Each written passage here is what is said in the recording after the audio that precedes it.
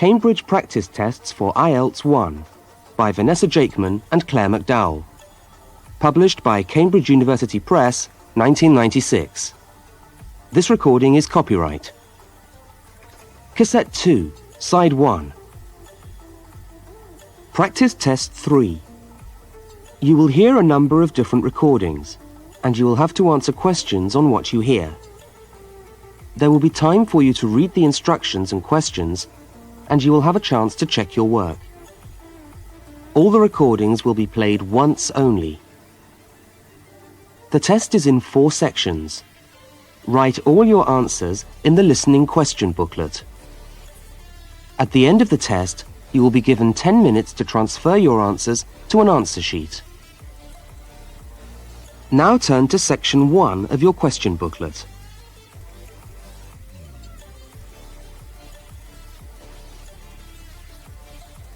Section 1. You will hear a student inquiring about parking facilities. First, look at questions 1 to 4. For each of the questions, 4 alternatives are given. Decide which of the alternatives, A, B, C or D, best fits what you hear on the tape and circle the appropriate letter.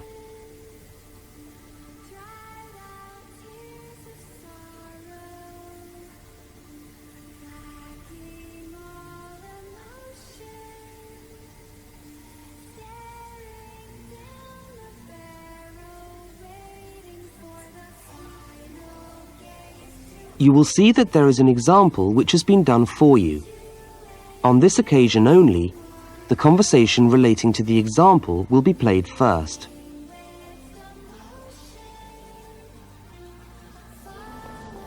How do you come to the university each day? Train or bus, or do you have a car? Oh, I always walk. I haven't got a car, and anyway, I live quite close.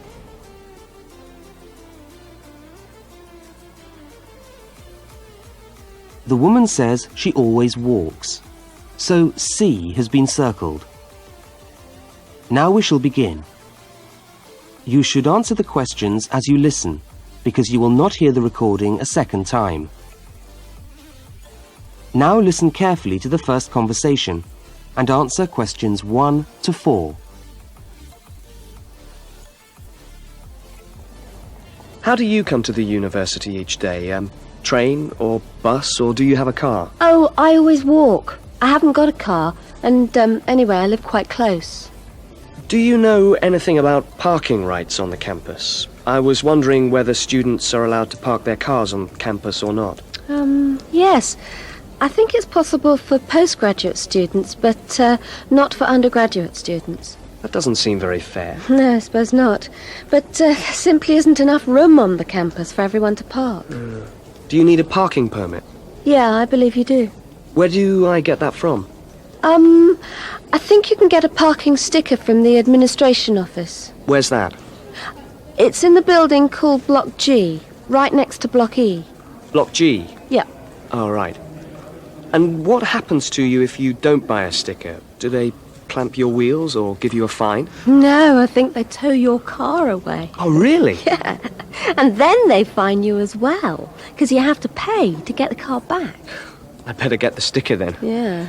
Where exactly is the administration office again? I'm new to this university and I'm still trying to find my way around. Right. You go along Library Road, past the tennis courts on your left and the swimming pool on your right. Yeah. And the administration office is opposite the car park on the left. You can't miss it. So it's up Library Road, past the swimming pool, opposite the car park. Right, I'll go straight over there. Bye, and thanks for the help.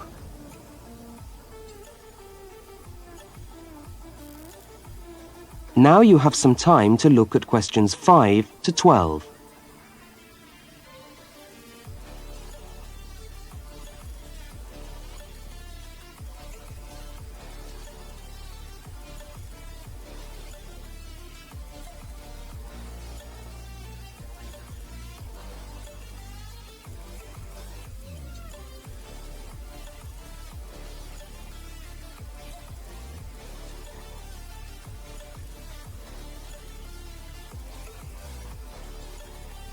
As you listen to the next conversation, complete the application form in the spaces numbered 5 to 10 and answer the questions numbered 11 to 12.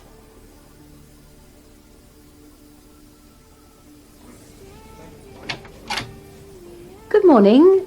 Can I help you? Yes, I was told to come over here to get a parking sticker. Is this the right place? Yes, it is. Are you a postgraduate student? Yes, I am. Okay. Well, I'll just need to take some details. Your name? Richard Lee. That's spelt L-E-E. Richard Lee. And the address? Flat 13, 30 Enmore Road. How do you spell Enmore? Oh, E-N-M-O-R-E. And that's in the suburb of Newport. N-E-W-P-O-R-T. Faculty? I beg your pardon? Which faculty are you in? Oh, architecture, the Faculty of Architecture. Right. And the registration number of your car? Let me see. LXJ50... Oh, no, sorry. I always get that wrong. It's LJX058K. LJX508K? No, 058K. Ah. And what make is the car? It's a Ford. A Ford. Fine.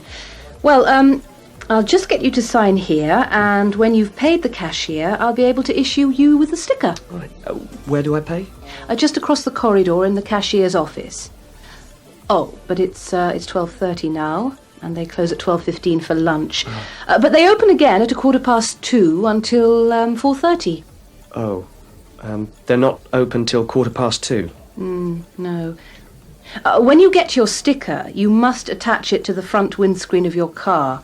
I'm afraid it's not valid if you don't have it stuck on the window. Right, I see.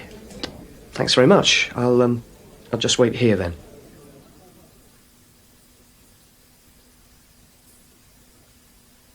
That is the end of section 1. You now have half a minute to check your answers.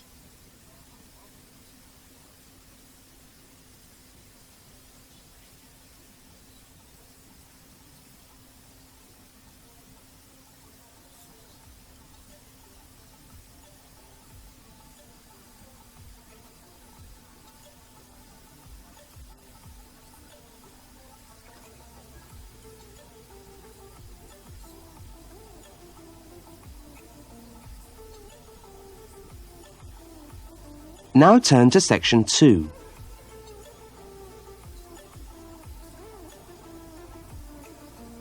Section 2. You will hear a talk given by a guide showing a group of people round a museum. First, you have some time to look at questions 13 to 18.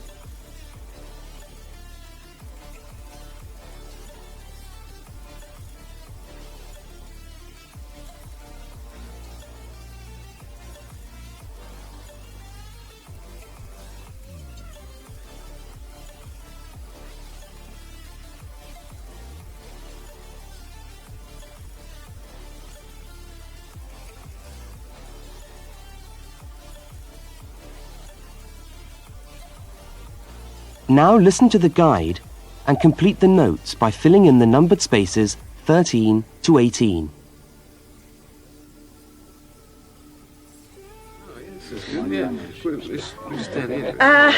Good morning, everyone, and welcome to the Maritime Museum.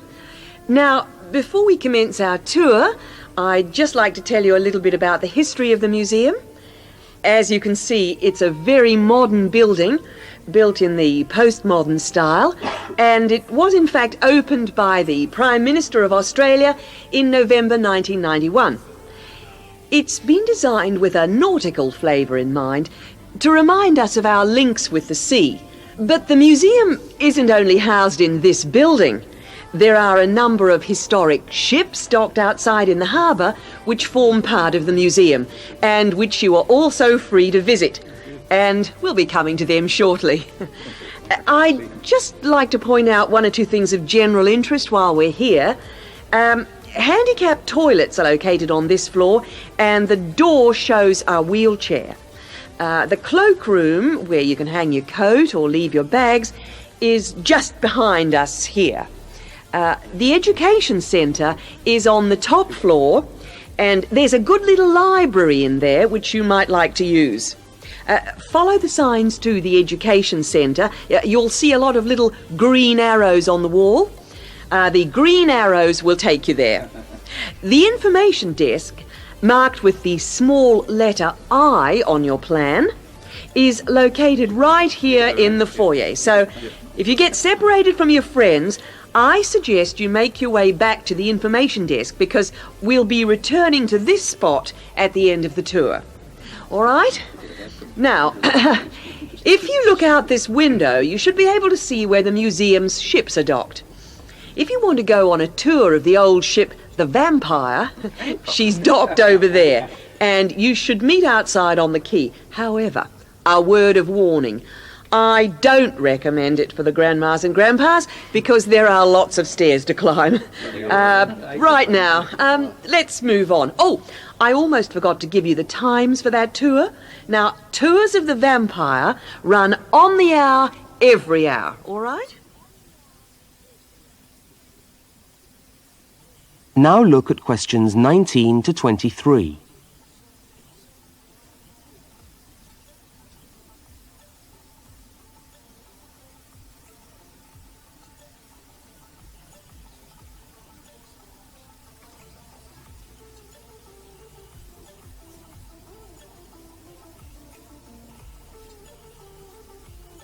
As you listen to the rest of the talk, complete the notes in the numbered spaces 19 to 23.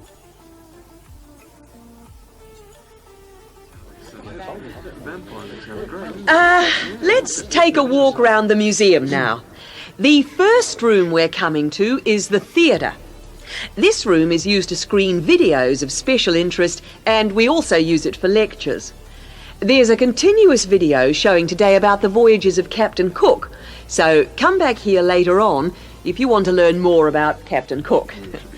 Now, we're moving along the gallery known as the Leisure Gallery. This is one of our permanent exhibitions, and here we try to give you an idea of the many different ways in which Australians have enjoyed their time by the sea. Surfing, swimming, life-saving clubs, that's all very much a part of Australian culture. At the end of this section, we'll come to the picture gallery, where we've got a marvellous collection of paintings, all by Australian artists. I think you can buy reproductions of some of these paintings in the museum shop. They're well worth a good look. Now, we're coming to the Members' Lounge. Now, as a member of the museum, you would be entitled to use the Members' Lounge for refreshments. Membership costs $50 a year or $70 for all the family. So it's quite good value, because entry to the museum is then free. And down at the far end of this floor, you'll find the section which we've called Passengers and the Sea. In this part of the museum, we've gathered together a wonderful collection of souvenirs from the old days when people travelled by ship. You'll find all sorts of things there. Old suitcases, ship's crockery, first-class cabins decorated in the fashion of the day. Just imagine what it must have been like to travel first class. Now, I'm going to leave you to walk around the museum on your own for a while, and we'll all meet back again at the information desk in 3/4 of an hour's time. I hope you enjoy your time with us at the museum today. Thank you.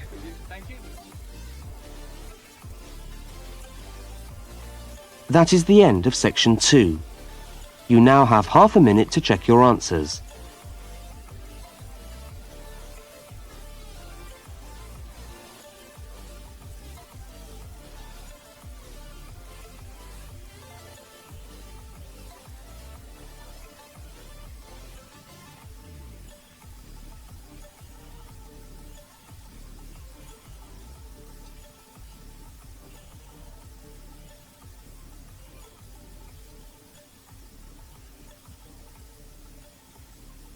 Now turn to section 3.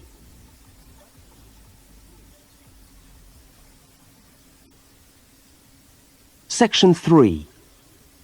In this section, you will hear a university student, Mark, talking to a tutor and another student about a topic he has studied. Now look at questions 24 to 32.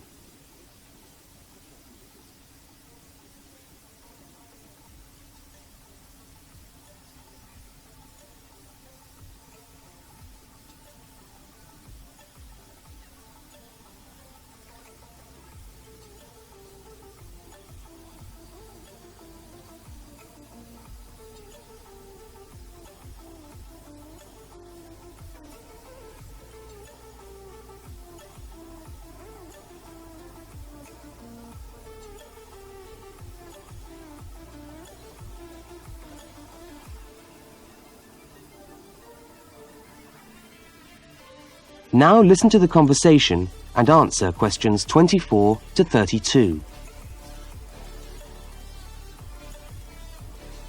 Okay, everybody. Good morning. Good morning.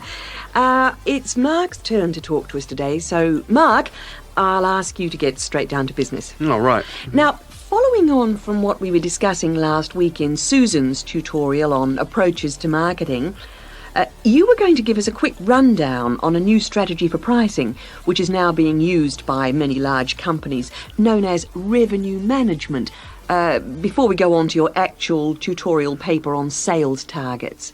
Is that correct? Yeah, okay, well... So, what exactly is revenue management? Well, it's a way of managing your pricing by treating things like airline tickets and hotel rooms rather more as if they were perishable goods. Yeah, I just tried to book a ticket yesterday for Perth, and would you believe there are 3 different prices for the flight? Right, and what was the rationale for that? Well, the travel agent said it depended on when you book and the length of the stay. Like, it's cheap if you stay away for a Saturday night, presumably because this isn't business travel, and even cheaper if you buy a ticket where you can't get a refund if you have to cancel. In that case, the ticket costs about half the price. You wouldn't think it would make that much difference, would you? Well, it does, and that's basically because the airlines are now treating their seats like a commodity. You see, if you want a seat today, then you pay far more for it than if you want it in 3 weeks' time. That seems rather unfair. Well, not really. When you think about it, that's just common sense, isn't it? I suppose so. What this actually means is that in the same row of seats on the same flight, you could have 3 people who have all paid a different price for their tickets. And is this just happening in Australia? No, it's the same all over the world. Airlines are able to market a seat as a perishable product with different values at different stages of its life. Well, like mangoes or apples at the market. Yeah, it's exactly like that. The fact is that the companies are not actually interested in selling you a cheap flight. They're interested in selling the seats and flying airplanes that are full. Mark, why do you think revenue management has come about? Well, as far as I can see, there are 2 basic reasons. Firstly, because the law has been changed to allow the companies to do this. You see, in the past, they didn't have the right to keep changing the prices of the tickets. And secondly, we now have very powerful computer programs to do the calculations, and so the prices can be changed at a moment's notice. So you mean 10 minutes could be critical when you're buying a plane ticket? Absolutely. That's right. Yep. And I understand we've almost reached the stage where these computer programs that the airlines are using will eventually be available to consumers to find the best deals for their travel plans from their home computer. Heavens, what a thought. So the travel agent could easily become a thing of the past if you could book your airline tickets from home. Yeah. Are there any other industries using this system, or is it restricted to the airline business? No, many of the big hotel groups are doing it now. That's why the price of a bed in a hotel can also vary so much, depending on when and where you book it. It's all a bit of a gamble, really. Yeah, and hire car companies are also using revenue management to set their tariffs, because they're also dealing with a commodity, if you like. So the cost of hiring a car will depend on demand. Well, thank you, Mark, for that overview. That No was trouble. well researched. Now, let's get on with your main topic for today. That is the end of section 3. You now have half a minute to check your answers.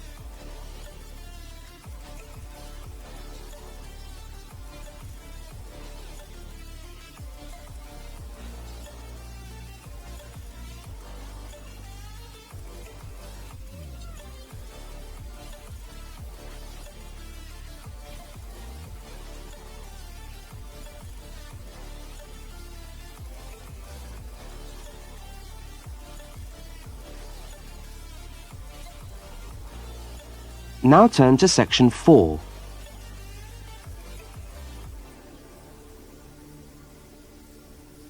Section 4.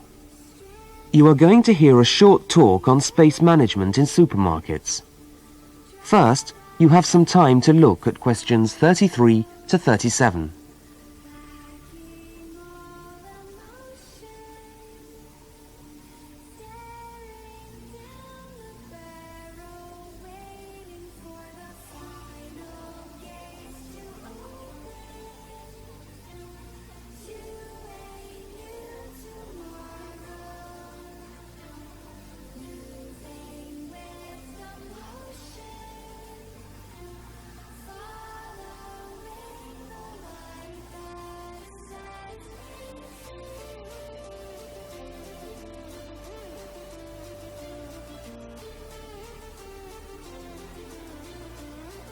Now listen to the first part of the talk and complete the table by filling in the numbered spaces 33 to 37.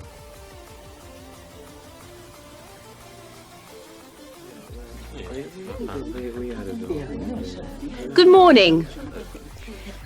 Welcome to this talk on space management. And today I'm going to look particularly at space management in the supermarket.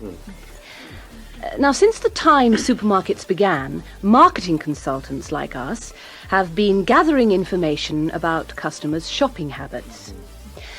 To date, various research methods have been used to help promote the sales of supermarket products. There is, for example, the simple and direct questionnaire, which provides information from customers about their views on displays and products, and then helps retailers make decisions about what to put where. Another method to help managers understand just how shoppers go around their stores are the hidden television cameras that film us as we shop and monitor our physical movement around the supermarket aisles. Where do we start? What do we buy last? What attracts us, etc.? More sophisticated techniques now include video surveillance and such devices as the eye movement recorder. This is a device which shoppers volunteer to wear taped into a headband and which traces their eye movements as they walk round the shop, recording the most eye-catching areas of shelves and aisles.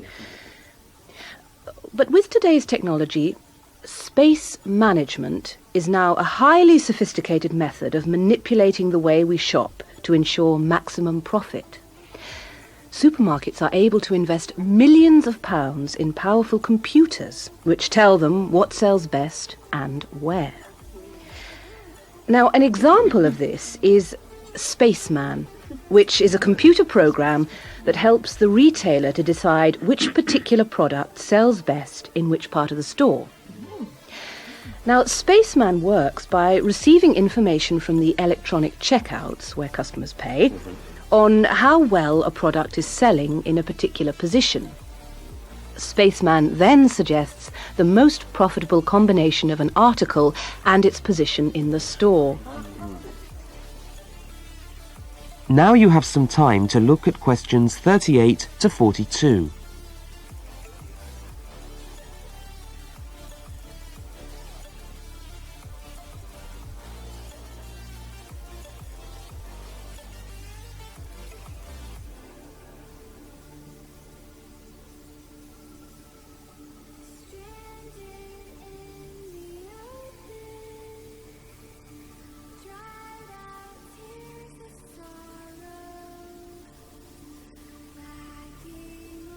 As you listen to the rest of the talk, label the diagram by filling in the numbered spaces 38 to 42.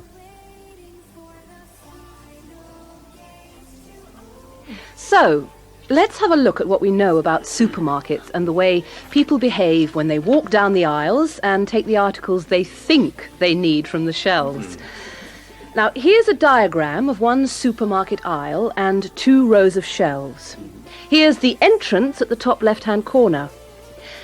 Now, products placed here at the beginning of aisles don't sell well. In tests, secret fixed cameras have filmed shoppers' movements around a store over a 7-day period. When the film is speeded up, it clearly shows that we walk straight past these areas on our way to the centre of an aisle. Items placed here just don't attract people. When we finally stop at the centre of an aisle, we pause and take stock, casting our eyes along the length of it. Now, products displayed here sell well and do even better if they're placed at eye level so that the customer's eyes hit upon them instantly. Products here are snapped up, and manufacturers pay a lot for these shelf areas, which are known in the trade as hotspots. Naturally, everyone wants their products to be in a hotspot. But the prime positions in the store are the ends of the aisles, otherwise known as gondola ends. Now, these stand out and grab our attention. For this reason, many new products are launched in these positions, and manufacturers are charged widely varying prices for this privileged spot. Also, the end of an aisle may be used for promoting special offers, which are frequently found waiting for us as we turn the corner of an aisle. Well, now, eventually, of course, we have to pay. Any spot where a supermarket can be sure we are going to stand still and concentrate for more than a few seconds is good for sales. That's why the shelves at the checkout have long been a favourite for manufacturers of chocolates. Perhaps the most surefire impulse food of all.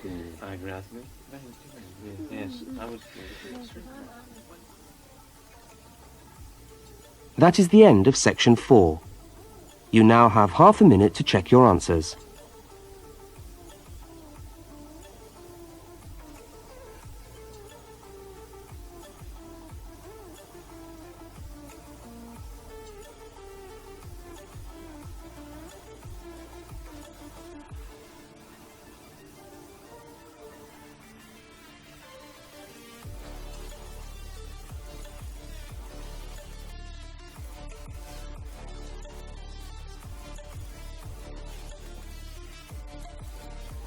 That is the end of the listening test.